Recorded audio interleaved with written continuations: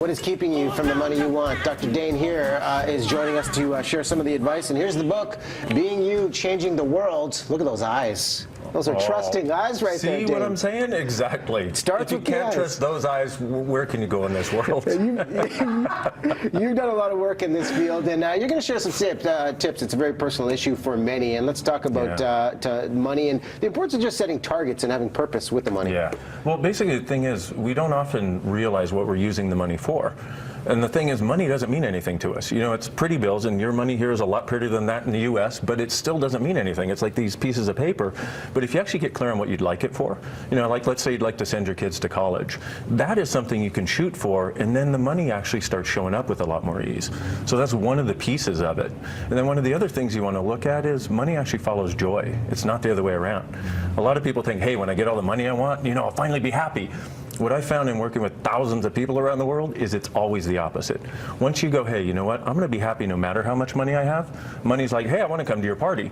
You know, it's like if somebody were going to invite you to a party and they're like, hey, I'm going to be unhappy, I'm going to be in total judgment, I'm going to feel bad all the time, do you want to go? You know, like, of course not. Same thing with money. When you're happy, it starts to flow because there's this flow of receiving, which is what it's really all about. So this idea of following joy, I think is an important principle here. So what do you suggest to anybody at home saying, okay, I'm going to go this way, for the goal setting, for that starting point to establish? What's the advice there? What I'd say is write down the top 5 things that you love.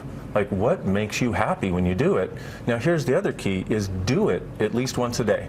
Like, take a half an hour a day to do something that actually makes you happy, that actually brings you joy. Even if it's when you're drinking your morning coffee, you're like, dude, I'm choosing this coffee. It's mine right now. This is my half an hour to have this me time.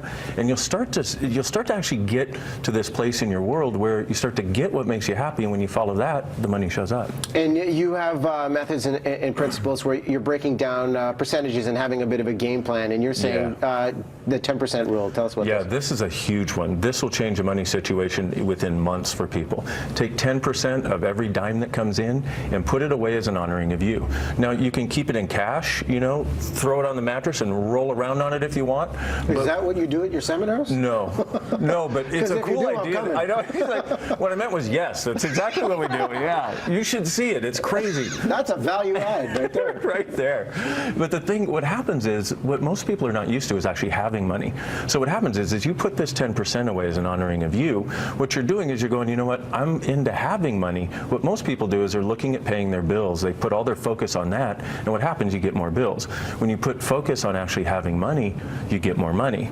And then the other thing that happens, which is an interesting side note, is most of us, in fact, everybody I've ever worked with, has an amount in their head that if they had that amount in tangible cash, all of their attention comes off of money. It stops being a significance, and then it gets easy to have it show up. So how do you break down the other 90% then?